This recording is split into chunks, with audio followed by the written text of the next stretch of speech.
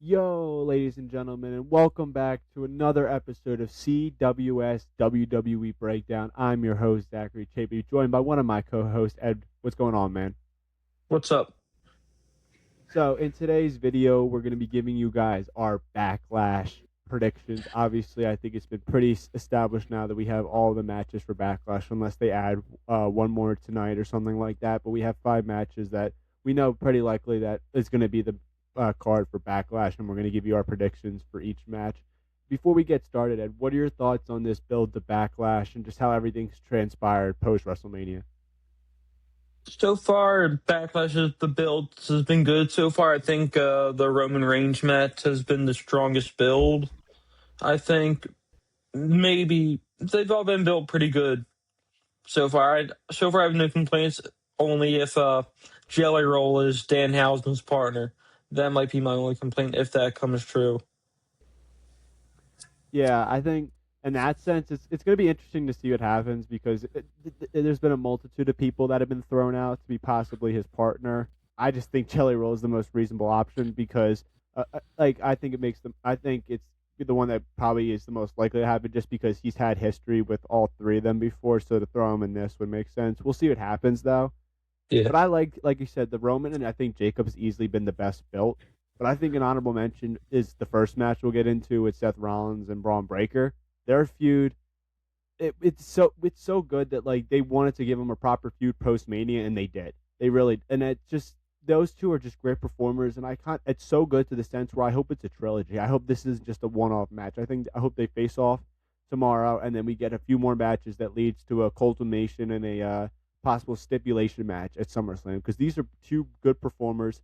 They really have built a great feud in the brawls they've had, and I'm really excited to see what they have to show on Backlash tomorrow because I think either them or Chuck Williams and Sami Zayn will be opening the night. And again, like they did with WrestleMania, this will be on the first hour on ESPN, so you'll be able to watch it for free and stuff like that. So, but just going into this match as a whole, Ed, what are you expecting going into this match based off the build we've seen?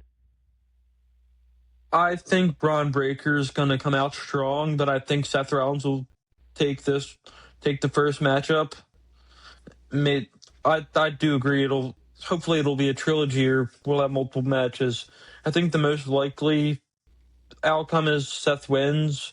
Maybe Braun wins through some interference, but so far I think the vision is slowly falling apart with Braun Breaker siding with Paul Heyman and Logan Paul and Austin Theory going their own route. But so I think Seth will win this one. Yeah, I think it's going to be very interesting to see. I think it definitely would not be out of the question if there's possible interferences. I think it's going to be very interesting to see. I'm going to go with Braun Breaker, though, based off the fact where I think he just can't. I think he's just come back from injuries, and I think it's the sense where it's not even like the vision as a group. I think Braun Breaker's, he's, ever since Obafemi's come onto the scene, he's kind of taken Braun Breaker's spot as like the future guy, the top guy, like that is going to take over this company. And Braun Breaker could still do that, but now when you think of the powerhouses, when you think of the big guys, Obafemi's kind of jumped Braun Breaker, who had that lead for a Yeah, while, got hurt. definitely. Obafemi comes up and takes it over. And I think just in the sense where if Braun Breaker can get this win to Seth Rollins, I think you can continue the feud and stuff like that, and then Seth can take one. Either way, I think no matter who wins, like we both It'll be agree a on, great this has, match. huh? It'll be a great match either way. Yes, exactly. Like I think there should be more than one match just for this feud. It's good enough to have like that trilogy because there's a lot of good components, and there's still a lot of things they need to boil out when Bronson Reed possibly returns, how his involvement goes and stuff like that. And I just think Braun Breaker's going to win in the sense where I think there could be possible interference because at the same time, yes, Seth Rollins has gotten like help before from the Street Profits and stuff like that, but they also don't want to. They just don't. They're also not They don't friends want to with him. help Like him because of his past actions. exactly, like they're doing it for themselves, not for Seth Rollins. So like Seth Rollins is kind of out there on his own, and like the only reason the Street Profits would come out there is if Logan Paul and Austin Theory came out and interfered. I think it's gonna be interesting. But I think Braun Breaker's just going to win pure on the fact where he needs to. I think this win would help reassure the fact that he's still the top guys when it leads to stuff like that. But I think also lead the door for more matches because Seth Rollins isn't going to go down without a loss, and just to get the opportunity, I think, like I said, either way, who wins, it should be a rematch. But I think it'd be a more reassuring fact if Braun Breaker were to win that we would get another rematch because Seth Rollins ain't going to come out of a feud just a one-off match with a loss. So, but moving on to the next match of the second hour on ESPN for the United States Championship, Trick Williams and Sami Zayn. And let me ask you this, Ed, because I want to get your opinion on this. People are saying this is where the double turn is going to happen. In my opinion, from what I've seen, and I kind of agree with it, I think the double turn has already happened, but people are thinking this is where it's really going to be, noticeable. Do you think the double turn has already happened, or do you think this is where they finally boil it through and clear and conclusive who's the heel, who's the babyface? I mean, Sammy did kill the gingerbread man, so that's kind of heelish in itself. But, like, who cares about the gingerbread man? We care about Trick Williams, so if Sammy wants to truly turn heel, he'd be, like, attacking Trick after the match and maybe hitting him with belt. So I think this will be where the double heel turn is cemented, even though we've already seen signs of it. Yeah, I do agree with that sense. I think we've kind of hit the boiling point. Like we're close to the climax of it. We just need that final thing to really cement it. Because I think another example, Trick Williams ran out to stop Sami Zayn when he was just like killing the gingerbread man. Like that's like a baby face thing to do. So Yeah, but who cares about the gingerbread man? yeah, I know, but I'm saying So it's just you because they're can't doing the really whole funeral. sympathize They're with doing them. the whole funeral thing tonight. So like that should be interesting in that sense. Like, and we've kind of seen signs of Sami Zayn, and I think this is finally the good opportunity. And he's getting booed by the fans. How much more do you need for him to be the heel? Like he's not a fan favorite anymore. Nobody can stand to hear him talk as a babyface. Just make him a heel. I guess I just hope with Trick Williams they don't do what they did with Tiffany Stratton, because obviously Tiffany Stratton came up to SmackDown as a heel, and now you've seen her switch to babyface, and hopefully they have something for her. But Trick Williams, I think, is a big enough guy that they switch him to babyface. He's gonna be a guy for a while that we won't have to run into that problem. I just like to throw that out there in that sense. But when it comes to the match, who do you have winning, Ed? I think Trick Williams will win this off of cleanly, and then Sami Zayn's going to attack him after the match to cement the heel turn. I believe so too. I think you might see, because I think Little Yachty's going to be there. You might see a little bit of help from him, but I think where the real Maybe we could see Carmelo Hayes make his return.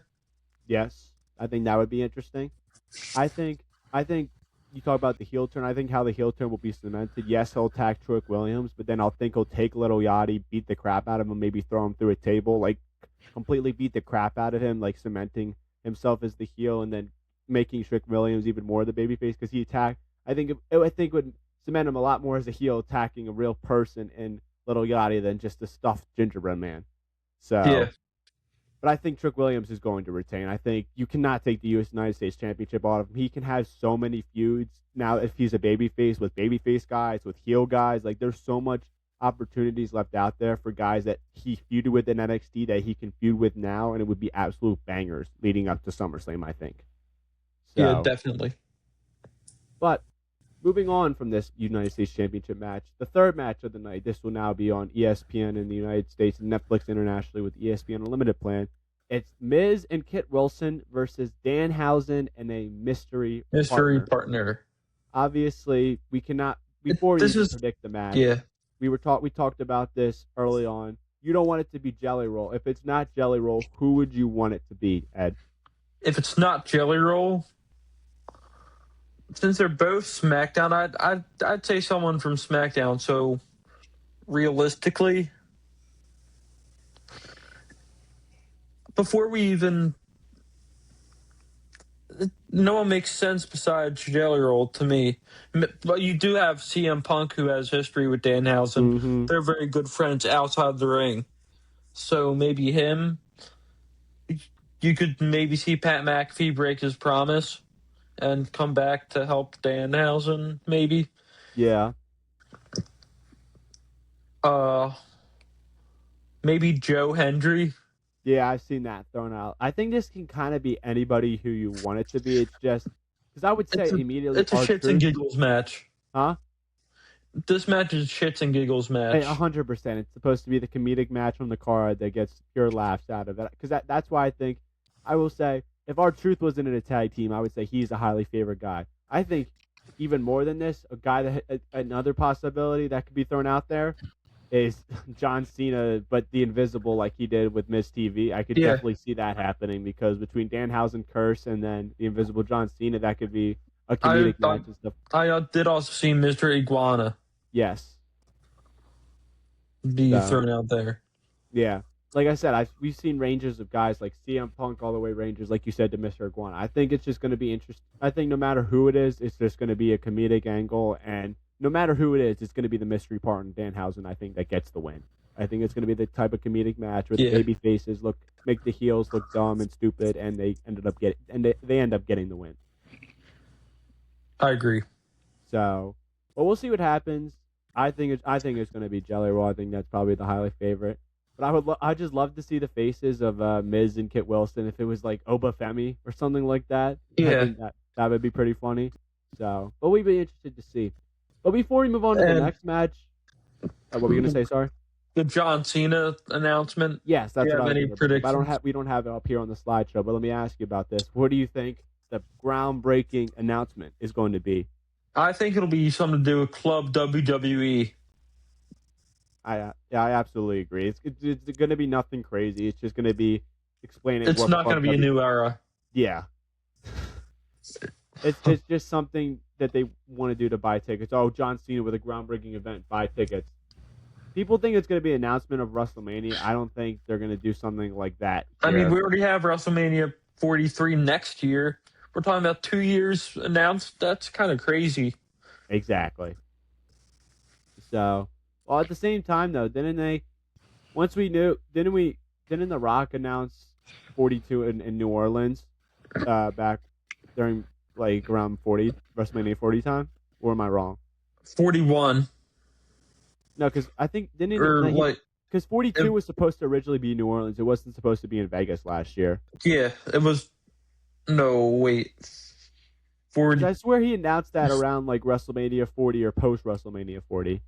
I think it was 41 where he came on SmackDown. Oh, okay. Like in New Orleans. Okay, so like the build when he the build of WrestleMania 41 was going on. Yeah. Okay, yeah. So yeah, we'll see, but I think I don't think it's gonna happen like that. But I agree with you. It's gonna be something for Club WWE. It's gonna be stupid, and it's just gonna be a find a way to buy tickets and get sales up. It's gonna be nothing crazy. I agree. So, but moving on to the next match, a match that should have been at WrestleMania. Its angle has completely been lost now with the release of Kairi Sane. A match between Iyo Sky and Asuka. I'm excited for the prospect of the match because these are two great performers that I think are going to have a great match. But they just ruined the steam and the build of this match, and they just kind of threw it on Backlash because they had to. But before we give our predictions to this match, what are you expecting to see in the match, Ed? Are you expecting to see just a pure one-on-one match, or do you think we get a Part 2 R-Truth moment with Kairi Sane coming back in a black hoodie? I think we might get a Part 2 R-Truth moment, but that's what it either happens or it doesn't. If it doesn't happen, then I see Asuka winning cleanly. But if it does happen, Iyo Sky is winning. I think this will be another trilogy match like Seth Rollins and Braun Breaker, maybe accumulating with Hell in a Cell at SummerSlam, maybe. But it'll be a good match. The direction kind of got thrown off from Kairi Sane's release. Exactly. So I can't really cleanly predict it because it was this match was supposed to happen in WrestleMania, and Kairi was supposed to turn on Asuka back then, and now I have no clue where this is going. Exactly. Like, you can't release someone when they're in the middle of a storyline and expect the storyline to still try to materialize leading up to Backlash. Like, you can't do something like that. So, I do agree with you in the sense where I think Asuka could probably win. I don't know if it's going to be a trilogy in a sense because I think they want to get Iyo Sky back in the main event scene because I think as a performer now that Rhea Ripley's fully on SmackDown. I think getting her in the main event scene, and then and it's kind of like if they didn't give this the thought, like they had plenty of opportunities to put this on the WrestleMania card and they didn't. So I don't really think WWE cares much about this feud. They just like, oh, we have to give it to them because we've been building to it. Let's just give it to them on Backlash, and that's Yeah. exactly what they're gonna do. And it's just I think it's gonna be a good match. It sucks that it'll probably be a one-off because these two could have a possible trilogy. Just looking at WWE sense, though, I think they just want to force this match so we can shut up for now and just move on with both of them. But I do think Asuka could win if there's no interferences, and then if there is, with Kairi saying Iyo Sky will win. But either way, I think it's a toss-up. It's gonna be interesting to see. I'm just hoping for a good match and a match that gets plenty of time. I swear to God, if they run the same format that they did at WrestleMania, because this is another thing. This is your only women's match on the entire card. So they are representing the women's wrestling for this show. If they don't give them the proper time, then you can see they actually don't Yeah, give. it'll be discredited. It will be. Because you saw how much time they gave to Vaquer and Liv Morgan at Mania, and you go from there. About 7 minutes. Say, what were you going to say? About 7 minutes to Liv Morgan and Vaquer. Exactly. They have to get this match at least, I think, 15 minutes plus, and if they don't, if you get that amount of time, you'll see the criticism, but if you do get that amount of time, you'll see a great wrestling match. So, yeah. But moving on from that to our main event of Backlash for the World Heavyweight Championship, the OTC, the Tribal Chief Roman Reigns versus his cousin Jacob Fatu. Before we get into this match, I don't know if you saw over the past few weeks, Ed, or like not even over this past week after Monday Night Raw, they took Roman Reigns off the schedule for June because he said he was going to be a full-timer, but they've taken him off all shows for June. And that's also for Clash of Champions, which he was on the original picture for. What do you think, thoughts about all that, and could this possibly have an impact in his match against Fatu tomorrow? So today, my prediction is he is advertised for the Raw after Night of Champions in Atlantic City, the 29th, from what I hear. So I think he retains here. They do a rematch at Night of Champions, maybe with a stipulation. He loses that, and then after Night of Champions, he returns that Monday. Interesting. So wait. No, because here's the thing. He was originally advertised for Clash of Champions, but he's not scheduled at all until that June after Clash of Champions. Yeah. So I think he loses at Clash of Italy. Oh, Clash of Italy. Got all that. So you think? Okay. No, I think that definitely could be interesting. I think he still does retain here because there's still so many matches you can do with him leading up to that. Because it's like, if he's got you stop Cash and you can. I think you should have him defend it at Saturday night's main event. I think if he's you gotta have him have as many matches as possible because you're not gonna have another 1,300-day reign with him. Yeah, you need to experiment. There's so many guys on this Raw roster that you can experiment matches with him, and I will be absolutely bangers, and you can do it throughout the rest of this month of May. So, but I do think he's going to retain. I hope there's no interferences. I really do. The only interference I would be happy with is Zilla Fatu's debut, but other than that, I really want to be happy with the Usos or the MFT's interference. I think this just deserves to be a clean match that Roman Reigns wins and just continues his reign and has finds out his next opponent the next night, and they build that up to Saturday Night's Main. I think this just needs to be building blocks. You defended the pay-per-view, you come back the next Monday, you start building to the next challenger, have that feud culminate at the next pay-per-view, Saturday Night's Main Event. The next night he comes back and let him build that final feud till Clash in Italy. Then I think we can all feel some type of happiness or okay that he's going to be gone for an entire month because at least he defended the title three or four times before he took that hiatus. So I think that hiatus will be like him recovering after losing the championship to whoever he loses it to maybe at Night. Wait, is he advertised for Night of Champions or no? He was originally advertised, but he was removed from everything building up to Night of Champions, so it kind of made no sense for him. Then he would lose at Clash in Italy.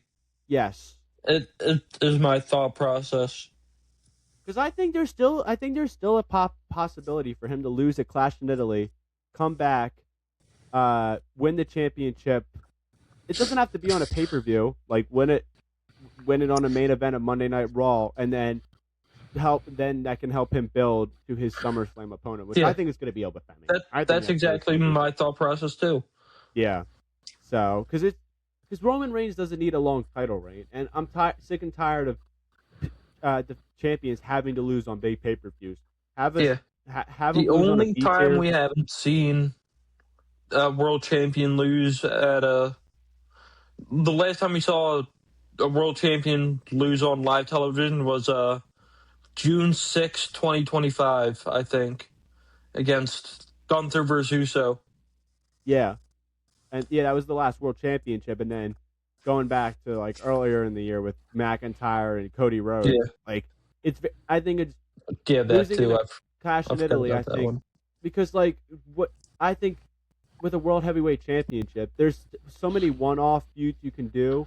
I think especially say you give it like because I know you saw that Gunther attacked Cody Rhodes, so I think they're setting that up for Cash in Italy. So I don't know if it's going to be necessarily Roman versus Gunther, but maybe give it to a guy like you said, like Jacob Fatu, or find a guy that's a babyface that can have these one-off feuds, and then when Roman comes back, he asserts himself back in. He said, "I want a rematch," and then just wins it right back. Because Yeah, they literally did the same formula with Jey Uso. He only had a few World Heavyweight Championship matches. Gunther came back after having a one-off with Pat McAfee just to win the championship right back, leading into SummerSlam where he loses. They can follow the same formula, though. They really can, but they can have more intriguing feuds. Like I feel like Jey Uso, the only feud he really had was with Logan Paul. Realistically, like that was the only feud that was built with building blocks. So if they actually do something with Roman Reigns, have him figure it out. Because Saturday night's main event, if I'm not mistaken, because tomorrow's the 9th, then the 11th, the then it's the Saturday night main event, 23rd. not that Saturday, but the following Saturday, I guess.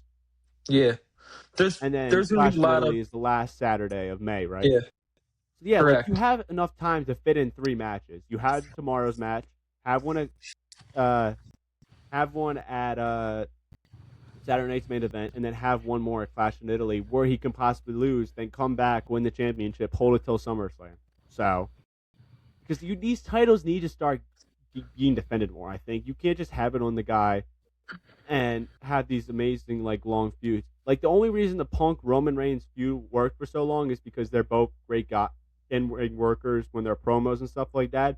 There's so many Yeah, other guys like Fatu. He's great, but he still needs to work on his promo game and stuff like that. So given the opportunity to like, we talk about Braun Breaker and Seth Rollins. I would love a one-off with Braun Breaker and Roman Reigns at Saturday night's main event. Roman Reigns retains, but still, like that would be a great match. I think, in my opinion. I agree. Yeah, definitely. So, and then dropping in a Clash in Italy. So, we'll see what happens though. But these are all the matches we have. Like I said, I think it's very unlikely there are any more that will get announced tonight. But still, we'll see what happens. But anything else you want? Any closing thoughts you have, Ed, before we wrap things up? No, I don't. Okay, I hope this is a good pay or PLE. exactly. I hope each match can deliver in the ways we expect it to. So, Yeah. but this is all the time we have for you. CWS here with Zach and Ed signing out. Enjoy Backlash, and we'll talk to you guys later. Peace. Peace.